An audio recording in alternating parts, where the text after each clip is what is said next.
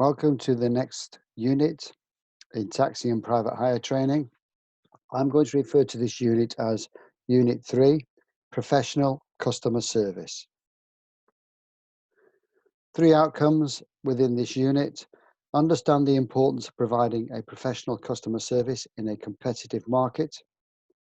Explain the importance of delivering a professional service to all sections of the community. Know how to successfully communicate with colleagues and customers.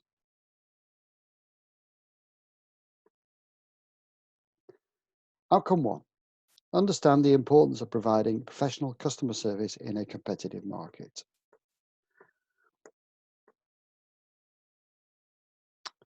I'm going to go through first impressions, the role of the customer, general legislations and codes of practice. This unit is designed to ensure that the taxi and private hire driver have the necessary customer service skills to promote and encourage customers to use their services. The private hire driver on the left-hand side of the captions. We'll want to encourage people to use his services. He will provide a very personal service and have regular customers. The taxi or hackney driver, by having good knowledge, particularly city centres, people will use his services when getting off the train, etc., or getting around city centres. And the bottom caption is the private hire operator, who will do everything he can to encourage the public to use his company services, whether that be through advertising or reputation. First impressions. First impressions are so important. So good customer service extends to cordiality. That implies you are friendly and helpful towards your customer. Simple things go a long way for good customer service. So greet all your customers with a smile, which is friendly and inviting, welcoming and inviting. Doesn't cost you anything. It's good to be polite, to be cordial. Impress customers with your professional appearance, with your professional knowledge, with your professional attitude. You are well groomed and look professional and look smart. Well groomed. So, cleanliness. You've showered in the morning, your teeth are clean, your hair is brushed, or your beard is trimmed. A simple thing at the end. Always thank customers for their business. When somebody gets out of the car, simply say, thank you, have a nice day, hope to see you later, enjoy your evening, etc. It is very much appreciated. It can also lead to a tip or a gratuity, as it's known. It's when you don't say something that customers notice. If you don't say good morning, goodbye, hello, thank you, this is what customers notice. They think you are being rude and not being friendly. Don't forget, you are also representing your company. So the customer has an impression of your company through your attitude, the driver. You are the front line. I've filled in the blanks, which I've spoken about there. A smart appearance is a very good first impression. So, on the caption I have there, the driver is wearing shirt, trousers, shoes. I feel this is extremely important. There are certain licensing authorities where you have to wear shirt, trousers, or shoes. There are no football shirts. There are no shirts advertising logos such as Nike, Adidas, Los Angeles, whatever. There are no tracksuit bottoms. There are no trainers or sandals. There is no ethnic dress, so you can't wear the full camise when you're working. The caption I have there, the driver actually has a blazer and a tie. It may be you're looking after a corporate customer or doing some chauffeur type work. It's always a good idea to carry a tie in your glove compartment. If you're picking up a VIP or anybody in a transport hub, such as an airport, it's good to look smart because you are representing your company besides yourself. Other first impressions. The first thing the customer sees when you arrive for the pickup is your car. Clean car. A great first impression.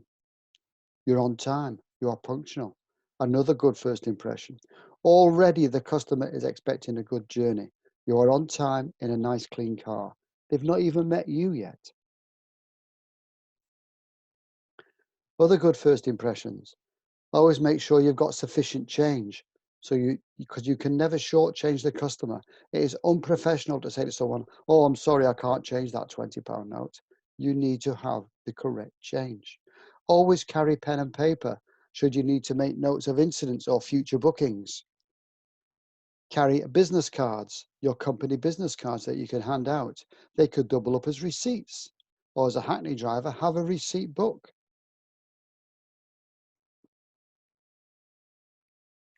Other good first impressions, good local knowledge. As I say, cleanliness of yourself and your vehicle, being punctual, having information that the customer asks for, having enough change, carrying a pen and paper, carrying business cards, all good first impressions so that you are professional. Now, you obviously need customers to make a living, but think, do your customers need you? Are you complacent? In other words, are you just going through run-of-the-mill and not bothered about the customers? Is your attitude take it or leave it? Do you want this taxi or not? Do you know your competition? Not only know you the competition, it's a very competitive market. Do you know what they are doing and who their customers are? Why have they got that business and not your company? You need to ask yourself or your management of your company, why? Are you the first choice of transport or the last? First choice of transport, they need you. They cannot drive. They're disabled. They're elderly. They have no transport. Last choice of transport, the car has broken down. That type of thing. Make sure whether they are a new customer or an existing customer, the journey is a pleasant one, so they will feel inclined to use your services whenever they need them. You must remember the customer's choice extends to other forms of transport, or even, obviously, using one of your competitors if they're providing a better service. Social media. It will go around who is the best company. People will recommend certain companies because of the service they provide. Other forms of transport. People could walk. People could cycle. People can get the bus. People can get the train, the tram. Certain questions may arise during the examination. What form of travelling would you use in a pedestrianised zone? Well, obviously walking. What form of transport is best for the environment? Well, it's a cycle. What form of transport would you use on a long journey to a distant airport, for instance? A train. What form of transport is electric and travels on tracks in a city centre? A metro or a tram? These are things that can crop up, things that you need to know. The customer in your vehicle. You don't know who the customer is. Be careful what you speak about and how you speak to them. Value that customer. Make them feel special. Make them feel important. If we were to go to a restaurant because of its reputation of good food, the first people you see is the front of house and the waiters or waitresses. They are representing their company. If they give you poor service, it doesn't matter what the chef is doing in the back in the kitchen, you're not going to go again. It's exactly the same in the private hired industry. You are representing your company. It doesn't matter what the company do as regards investing in technology or advertising. The driver represents the company. We give the image of the company.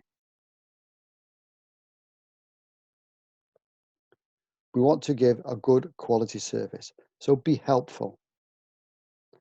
Don't stack jobs up so you're rushing and put yourself under pressure and letting customers down. Make sure your fares are fair and accurate so you're not overcharging.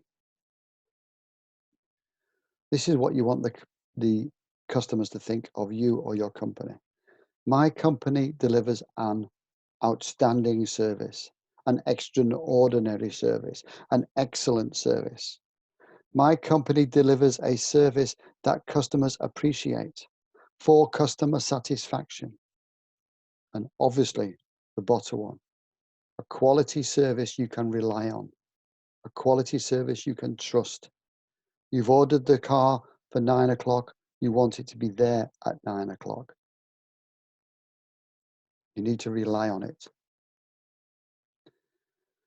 Obviously, the other thing with that, private hire in particular, is a bespoke service. It's not like the bus or the train where you're working to a timetable. The car comes for the time you've ordered it. It's bespoke. It's personal. Minimums. Make sure your vehicle's clean inside and out. It's lovely to get in a clean vehicle that smells nice inside too. No stale smells from the previous day. Be friendly and welcoming. That word, cordial. Have professional knowledge of the industry, the rules and regulations. Have thorough knowledge of all routes and places.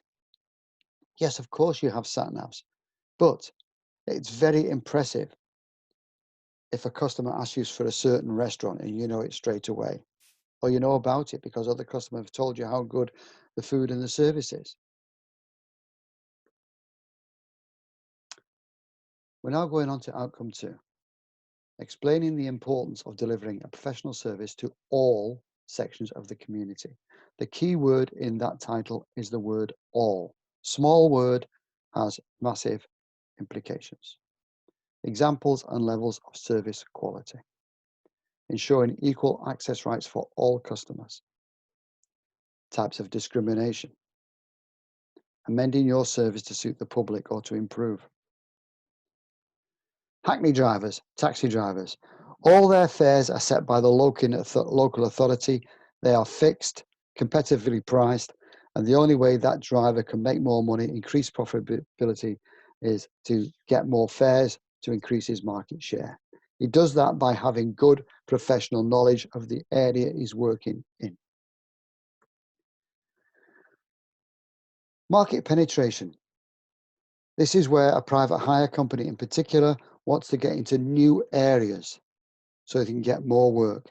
It may be they try to get the hospital contract or supermarket contracts, what they've not had before, to increase work and jobs for drivers.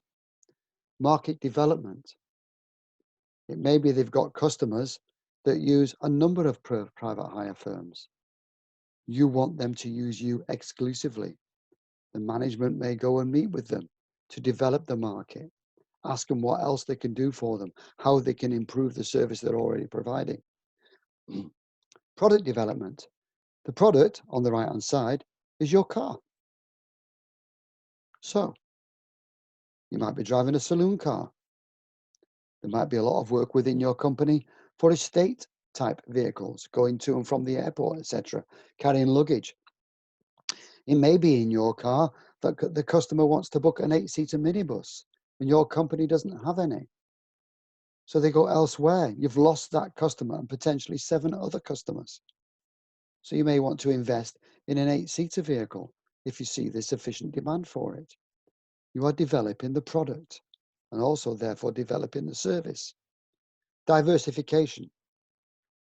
The main job that private hire drivers carry out is taking passengers from A to B, on time, in safety and in comfort.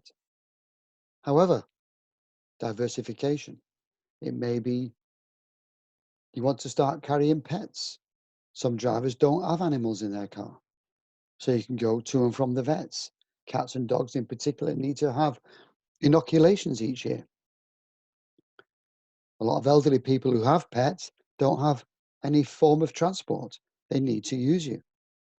It may be you want to deliver food for a takeaway service. It may be you want to Get involved with the local authority delivering hospital records, x-rays, medication for patients, etc. There are a number of things you can do. Almost become a courier service. You can always ask your customers what changes or improvements they would like to see in the service that your company provides. I've already said, make the customer feel special. I've also said in previous units that you need to get out of your car to exercise. Incorporate the two. Wherever possible, get out of your car and open the door for the customer. You'd be surprised how many drivers don't do this. So the customer that you are doing it for does feel special. You've delivered a service above their expectations. That will result in a repeat customer who becomes a regular, who may even tell their friends and family about the service they received. Try and go that extra mile to develop customer relationships and develop business. So, as I've said already, your greetings are warm and welcoming, you're being cordial. Good professional knowledge, routes and places and regulations. It does impress. You're well groomed. Once again, it impresses and also gives the customers confidence in the service you're going to provide. And lastly, as I've said, always have that sign-off line. Thank customers for their business. It will definitely be appreciated. Let's look at licensing. The licensing officer has to take into account the quality of the service that you or your company is provided.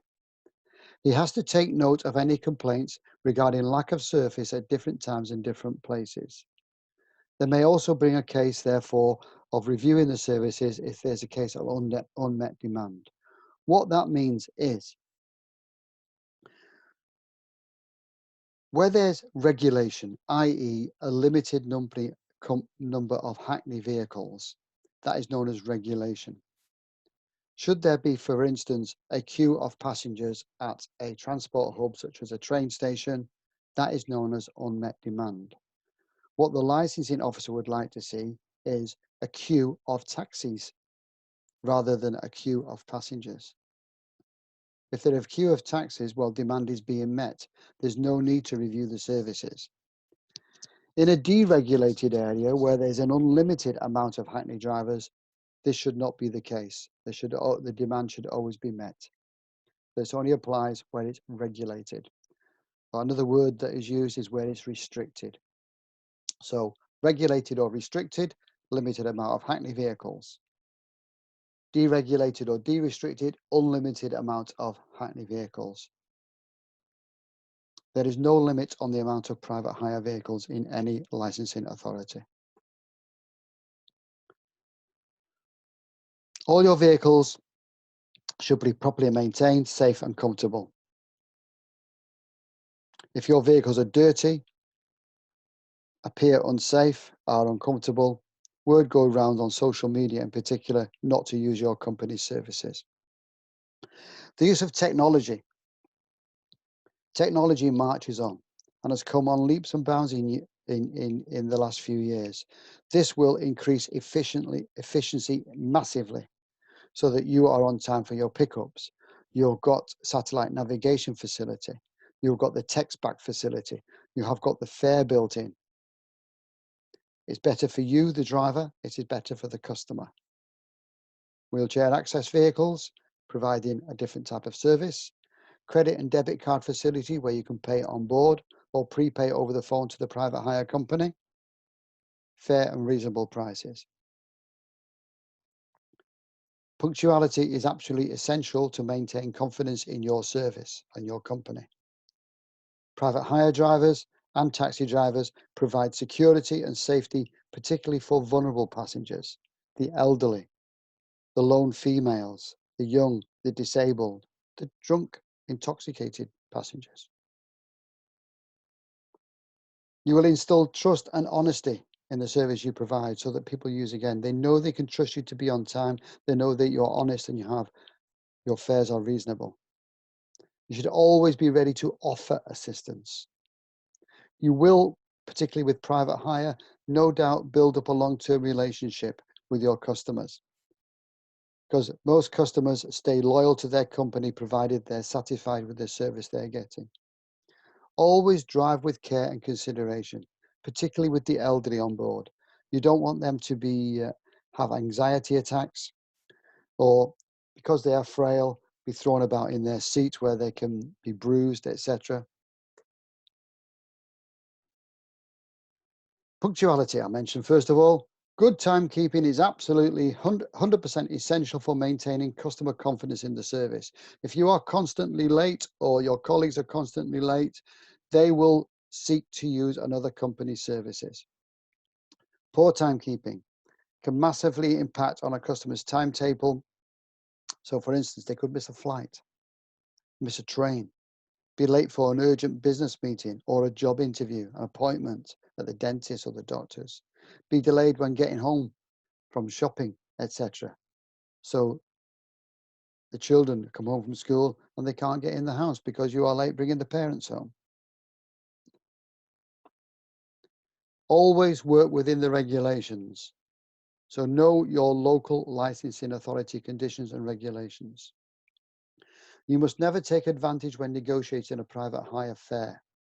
So if you're not using the meter, using a set fare, you cannot charge more than the standard company fare. It is an offence under your local licensing conditions. You must never deliberately extend a journey, i.e. go via the circuitous route. You must go by the shortest and direct route. Should the customer tell you the route they want to go, and you explain that that would be a longer journey, provided you've explained it would be a longer journey and they still want to go to the route they've explained, you have to follow the customer's instructions. You are not deliberately extending the journey. You are following customers' instructions. Every local authority insists that taxi/hackney drivers and private hire drivers must wear their badge whilst working, a visible ID badge. Who is allowed to see that? Well, the passenger is allowed to see that. However, who is allowed to see your license? Not the passenger, because the license is the paperwork that goes with the badge. The badge represents you have a license. So who is allowed to see your license? Police, DVSA officer, licensing official. Always, always, always recognize opportunities to improve the service you provide. You have eyes, you have ears. You will see opportunities. You will hear of opportunities. Listen to what the customers tell you. Pass on that information to the management at the dispatch office so they can improve the service the company provides. Get to know your customers, whether they be old customers, existing customers, or new customers. It may be there's a new housing complex built close by. New customers. Make them feel special. Ask them, are they settling in? Recommend certain pubs or restaurants that they're unaware of. Welcome your old customers. If you've not seen them for a while, ask them, how are they? Make your customers feel special. You want them to come back time and time and time again. That is how you will make money. Unsolicited help and assistance is normally welcomed. By unsolicited, what I mean is you've not asked the customer, shall I help you? Unsolicited help normally would say getting some luggage out of the boot, opening the door for someone. It may be you recognize that help is needed, but you should always ask, can I carry the shopping for you? Do you need some help? Would you like to take my arm? Should they refuse your offer of assistance, you must value their independence, respect their decision. You mentioned pressure. Should you be under pressure, besides taking more risks, your level of service quality will be reduced. So work to time, not against time. When you're working against time, you're letting people down, you're letting yourself down, and you're taking more risks. Drive safely. So the journey must be smooth and comfortable. when you're cornering, when you're braking, etc. Give consideration and courtesy to other road users. Should someone let you out in traffic, a nice wave to them as a thank you would be appreciated by the other road user. It's also noticed by your customer, who subconsciously are building up a picture of you as a person, not just as a driver. Relay confidence to customers by responsible actions. Don't overtake rashly. Don't speed. Every driver should drive with care and consideration for their passengers. By the very nature of this industry, there will be complaints from time to time. Local complaints can be dealt with using the following practice. Always listen carefully to the complaint. Don't say to the customer, that's nothing to do with me. Listen carefully so you can establish the fact, determine what the problem was and how serious that problem is. If you can make a decision, explain your decision and make it. If you're not able to do that, you can take action to resolve it by assuring the customer you will report it to management so that they can deal with it. Every private hire operator has a legal obligation to record complaints. There has to be a complaints procedure within the office. Simple things can satisfy a customer should there be a complaint. So if there are mistakes, which there will be from time to time, the customer complaint should be dealt with speedily and to their satisfaction. So speedily, as soon as possible. We all know from our own experiences, no matter what our complaints have been in life, if something is not dealt with quickly, that complaint festers and it becomes worse. Should be dealt with satisfactorily. To avoid losing the customer, recognition of the mistake should be voiced, initially by the driver. So apologize for the mistake. Just say you're sorry. Accept the apologies on behalf of the company. The customer, the majority of the time, realize it is not your fault and they will accept your apology on behalf of the company. So hopefully this will resolve the situation, retain the loyalty of that customer, so the customer will continue to use your services. Apologize and acknowledge, act quickly, assure the customer the problem is being attended to if you can't attend to it yourself, or if you can, deal with it personally. Every licensing authority will have a website. Within that website, there will be a complaints procedure for the public. They could even be making that complaint on their smartphone whilst in your car. About your driving, about your attitude. Complaints procedure. Normally in the form of a book, date, time, nature of complaint, driver involved, customers' contact details, customer's name and contact details. And then how the complaint was resolved, by whom and when. So you can see the time scale, when the complaint was made and when it was dealt with. As regards complaints procedure, it is a condition of license for the operator that it has a complaints procedure, and the licensing officer can call at any time to the dispatch office to inspect their complaints procedure. Moving on. Delivering professional service to all sections of the community, ensuring equal access rights for all customers. The Equality Act 2010 has replaced a number of previous acts. This has incorporated the Equal Pay Act 1970, the Sex Discrimination Act 1975, the Race Relations Act 1976, and the Disability Discrimination Act 1995. The Equality Act 2010 is intended to harmonise and strengthen discrimination law so they're all working from the same page. Barriers. There must be no barriers. Barriers must not exist for users of passenger transport, i.e., in our case, Hackney stroke taxi and private hire drivers. There should be no barriers for religion, for race or colour, for disability, for transgender, transvestite, homosexuality, lesbianism, ethnicity, age or elderly people.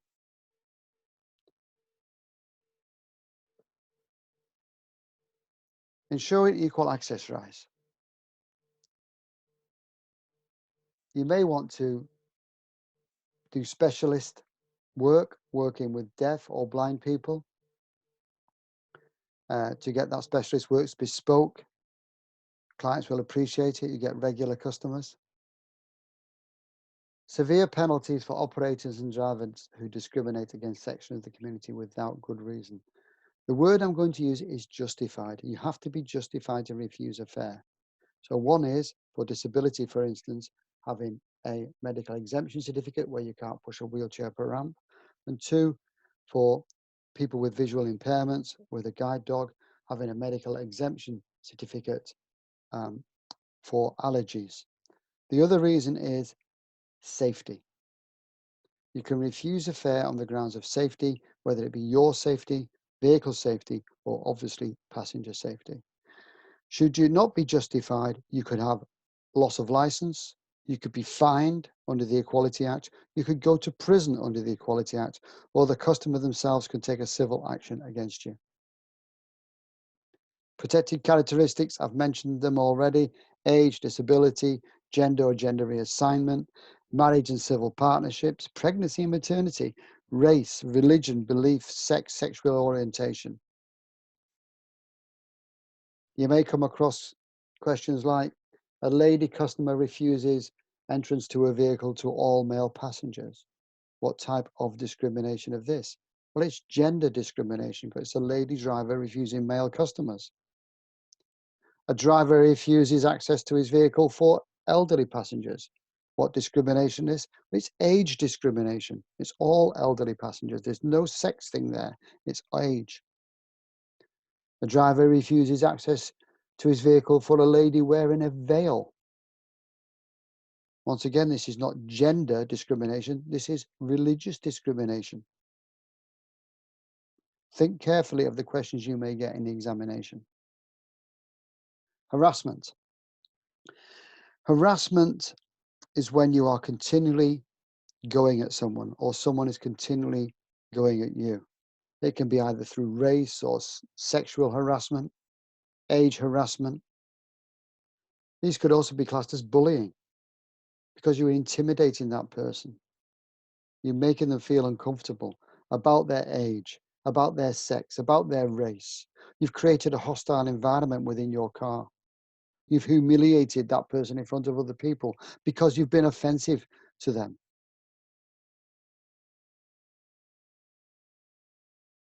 Don't forget, as a driver, you can also be the target of unwanted harassment by difficult or aggressive passengers. This could be racial harassment in particular. Do not be confrontational. Report that customer to the dispatch office. Or if it's particularly threatening, you could always report it to the police. Under Equality Act 2010, the police have to have a duty to investigate any racial harassment or racial discrimination.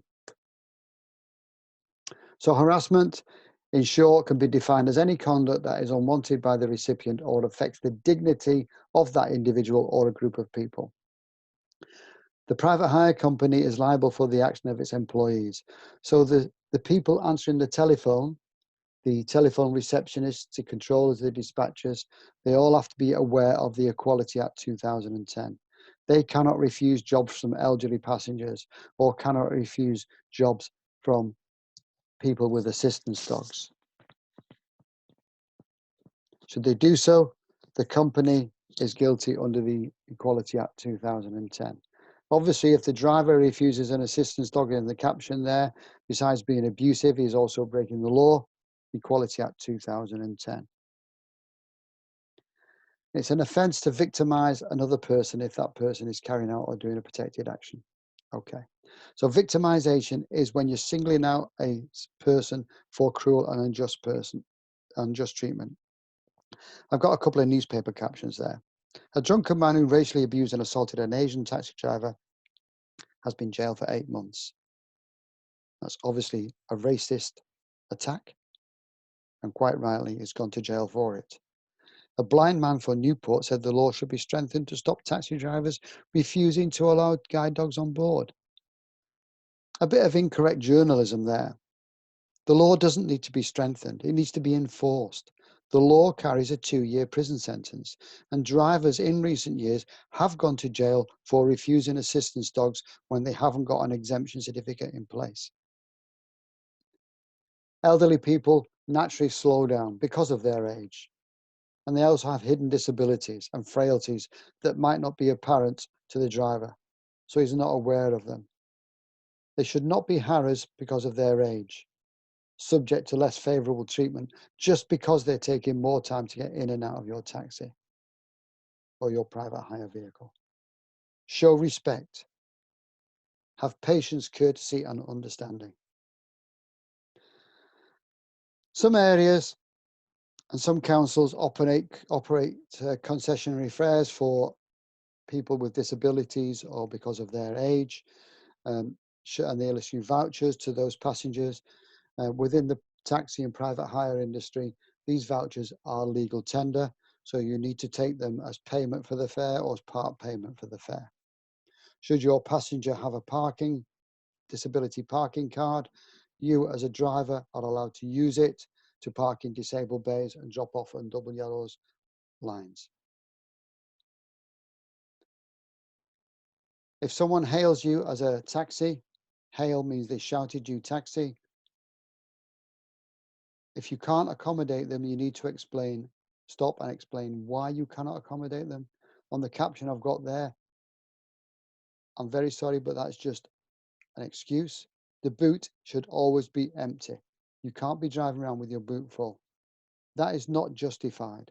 He obviously doesn't want to take the time and effort to accommodate a wheelchair passenger.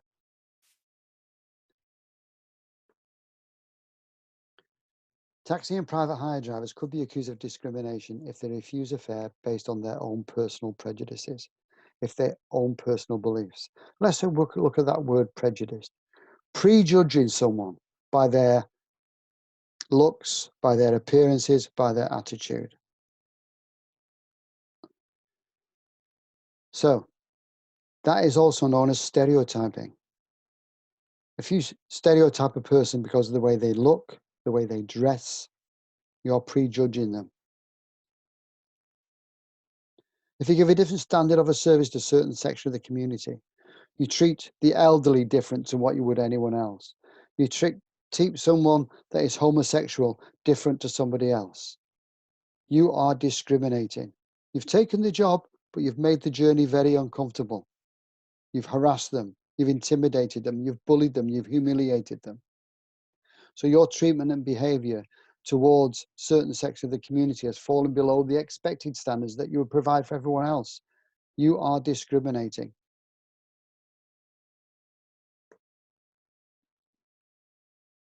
Religion or belief. Just because of your religion or beliefs, you've the right to be treated no less favourably than anyone else. So racism should not be tolerated. I've got a local newspaper cutting there from Lancashire, where the council themselves have pledged to take action to protect taxi drivers after suspect of abuse against Asian carriers. That obviously applies UK-wide. Racism, there should be zero tolerance. Should you be subject to a racist abuse or even worse, racist attack, you obviously need to report that. Discrimination occurs when a person applies a requirement or condition that does not apply to other persons or other racial groups. So racial grounds can mean any of the following: your race, where you're born, your nationality, etc., the colour of your skin, ethnicity within certain groups or national groups or origins. As I've mentioned a number of times now, drivers who are subject to racist taunts and attacks can bring a complaint under the Equality Act 2010. The duties of a service provider, private hire operator, hackney driver, require all passengers to be treated equally in terms of service provision, including equality, respect, charges. You charge no more for an elderly person just because they take longer to get in your vehicle. You charge no more for a disabled person just because it takes longer to accommodate them. You should try and accommodate all your passengers, provided you can do so in safety and comfort. the licensing officer. They have to ensure that there are sufficient wheelchair vehicles available in their borough for the needs of disabled people. They have to listen and act on complaints from the public, as I've mentioned. Linking into point 1 that I've just said, they have to ensure that the needs of all disabled people are met within their borough. They have to seek continuous improvement in the standards of the taxi and private hire provisions. So they may bring in new conditions of hire that you have to adhere to. They may bring in dress codes, as 1 or 2 have done recently. They should, because of environmental issues, encourage the public to use an integrated transport system. So as they step off a train or a bus in a bus station, there'll be a taxi rank available where they can get into a Hackney vehicle, rather than use their own private domestic transport. I've mentioned this already. If you've got a designated vehicle, an accessible vehicle in particular, you have to stop. Unless the driver has an exemption certificate, he still has to stop to explain to the passenger that he cannot take a wheelchair passenger because of his own physical condition. I have an example there of an exemption certificate. This is an exemption certificate for assistance dogs or guide dogs. There is an expiry date on it, which will normally coincide with your medical, with your GP, so every 5 years. That has to be displayed within your vehicle at all times. Drivers should not refuse to transport a passenger with a guide, hearing, or assistance dog unless you display that exemption certificate that is issued by your local licensing authority. Assistance dogs. It's an offence to refuse to carry an assistance dog on religious grounds. I've put a little thing on there on the slide. Guidance from the Muslim Sharia Council in 2002 confirms that trained assistance dog must accompany disabled people in a taxi or private hire vehicles managed or driven by Muslims. The Council's guidance helps to clarify religious law and prevent any possible conflict with secular law. So, you cannot use religion as an excuse for refusing an assistance dog. The only reason you can refuse an assistance dog is a medical exemption certificate. Fear of dogs, hygiene of dogs is not a reason to refuse dogs.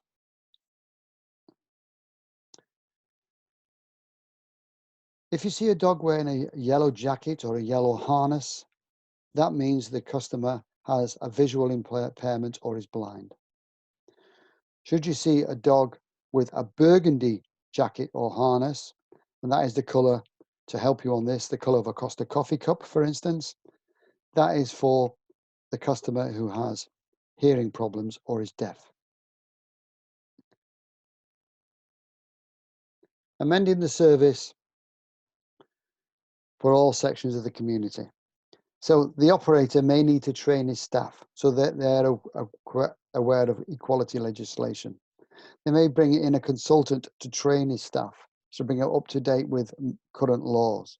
Bring in new policies so that all staff are aware of their responsibilities, and drivers are too. Invest in new technology to make the job more efficient for customers and drivers. Constantly monitor and review the service that they provide so they can update where necessary or improve as and when necessary. That completes outcome 2. Outcome 3, know how to successfully communicate with colleagues and customers. Support and share knowledge. Your communication skills. Support and share knowledge. You should always consider your own behaviour and how it affects your working colleagues and business prospects of the private hire company. In a big company, where you've got the majority of drivers providing an excellent service and a certain percentage providing a reasonable service, and then you get some drivers providing a poor service, the drivers giving the poor service are affecting the income of the other drivers within the company and affecting the reputation of the company. In a large company, it's not as noticeable, but put that onto a smaller company, a small fleet. Say you've got 6 drivers. where 4 drivers are providing an excellent service.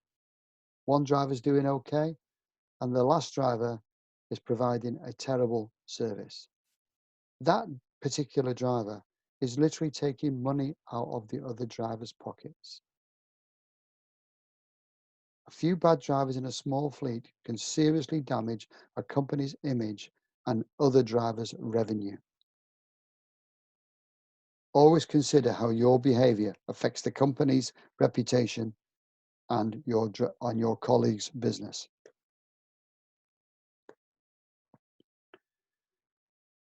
Media. What media message does your company want to give out? Obviously, we want to give out good media messaging. Unfortunately, bad news travels quickly, whether that be in the press or particular social media.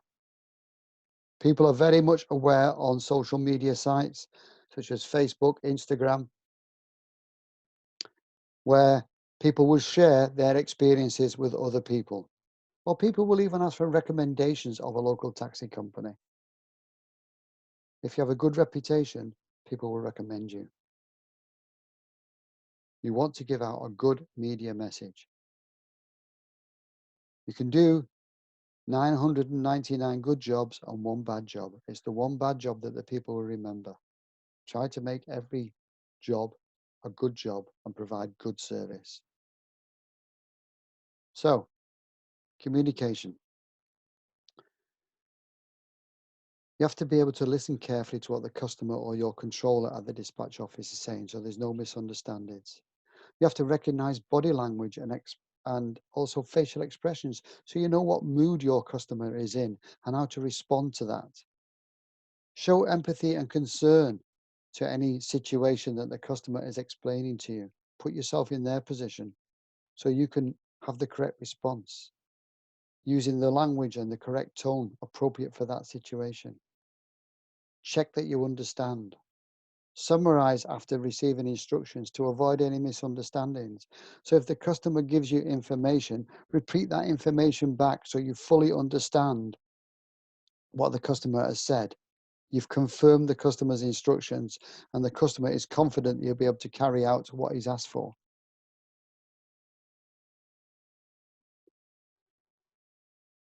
Facial expressions. I've put a number up there, a lot of which are negative. Annoyance, anger, vagueness, frustration, difficulty, indifference, worry, nervousness, all those are negative.